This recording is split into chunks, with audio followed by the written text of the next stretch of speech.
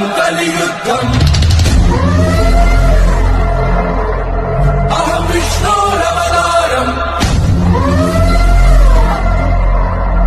ஆழிக்கத்தும் சம்ஹாரம் கல்கி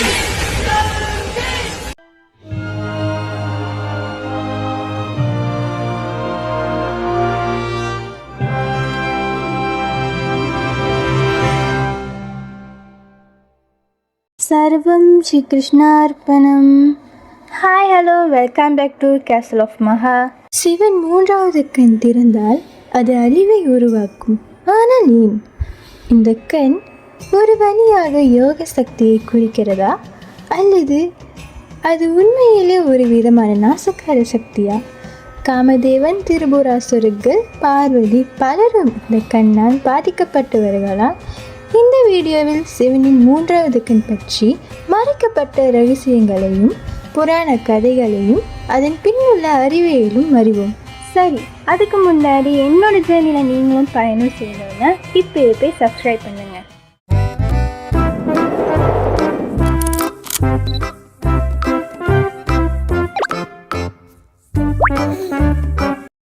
சிவனின் மூன்றாவது கண் என்பது பொதுவான கண்களுக்கு புறம்பாக உள்ள ஆழ்ந்த அறிவை, உள்ளுணர்வை, சக்தியை குறிக்கிறது.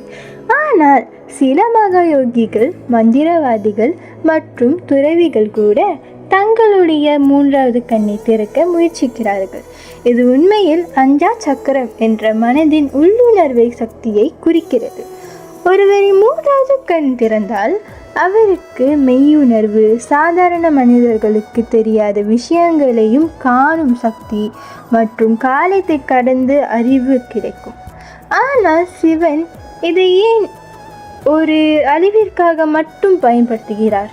மூன்றாவது கண் எப்போது திறக்கப்பட்டது? சிவன் தன் மூன்றாவது கண்ணை 3 முக்கிய சமயங்களில் திறந்தார். முதலில் காமதேவனின் மரணம். காமதேவன் என்பவர் காதலின் தேவன். ஒரு நாள் சிவன் கனவூரி கிடந்த போது பார்வதி அவரை தேடி வந்தார். ஆனால் சிவன் தியானத்தில் இருந்ததால் அவரை கவனிக்கவில்லை. தேவலோகத்தினர் காமதேவனை அனுப்பி சிவனின் மனதை காதலால் மயக்க சொல்லினார்கள். ஆனால் சிவன் கோபமாக மூன்றாவது கண்ணை திறந்து காமதேவனை சாம்பலாக மாற்றிவிட்டார். ஆனால் தான் காதல் வெற்றி அடைய அதில் ஒரு தியாகமும் தேவை என்பதற்காக காமதேவன் இன்னும் மனதிற்குள் மட்டும் இருக்கிறார். இரண்டாவது, திரிபுராசுரர்களை அழித்தது.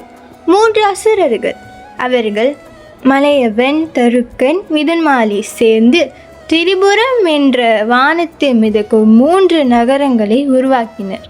இந்த நகரங்கள் மிக பெரும் சக்தியுடன் இருந்ததால் அவற்றை அழிக்க யாராலும் முடியவில்லை.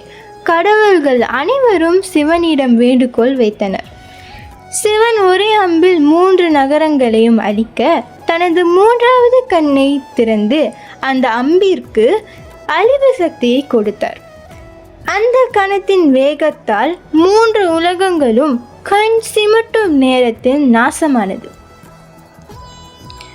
இதற்காகவே சிவனை திரிபுராந்தகன் என்று அழைக்கிறார்கள். மூன்றாவது, சுந்தரேசுவர புராணம். ஒரு நாள் பார்வதி தேவிக்கு விளையாட்டாக சிவனின் 2 கண்களையும் மூடி பார்த்தார். உடனே உலகமே இருளில் மூழ்கியது. அதற்கு தீர்வாக சிவன் தன் மூன்றாவது கண்ணை திறந்து ஒளியை உலகத்திற்கு கொடுத்தார். இதுதான் அருளும் கோபமும் சேர்ந்த சிவனின் தன்மை. மூன்றாவது கண்ணின் அறிவியல் உண்மை. இந்த கதைகள் எல்லாம் ஒரு புறம் இருக்க, ஆனால் மூன்றாவது கண் உண்மையில் இருக்கிறதா? கூறப்படும் அறிவியல் இதுதான். மூன்றாவது கண் என்பது மனிதர்களின் பீனியல் கிளாண்ட் என்பதற்கும் இணையாக கூறப்படுகிறது. மனிதர்கள் தியானம் மூலம் அதிக ஆற்றலை பெற முடியும் என்பது இதன் அடிப்படை. அதனால்தான் சில மகாயோகிகள் தியானம் செய்து தங்கள் மூன்றாவது கண்ணை திறக்க முயற்சிக்கிறார்கள். ஆனால் சிவனின் மூன்றாவது கண் அளிக்கும் சக்தியாக புராணங்களில் சொல்லப்பட்டுள்ளது. சிவனின் மூன்றாவது கண் என்பது சர்வ சக்தியின் அடையாளம் மற்றும் அது ஒரு அதீத அறிவு. இது அழிவையும் ஆன்மீக அறிவையும் ஒரு சேர கொண்டது. ஆனால்தான் யார் யோகத்திலும் தீவிரமாக இருக்கிறார்களோ அவர்களிடம் உண்மையான ஞானம் கிடைக்கும். ஆனால் அதையும் சரியாக கையாள வேண்டும். சரி, இப்போ நீங்கள் மூன்றாவது கண்ணை பற்றி என்ன நினைக்கிறீங்களோ அதை போய்ட்டு கமெண்ட் பண்ணுங்கள். நம்ம நெக்ஸ்ட் வீடியோவில் சந்திக்கலாம்.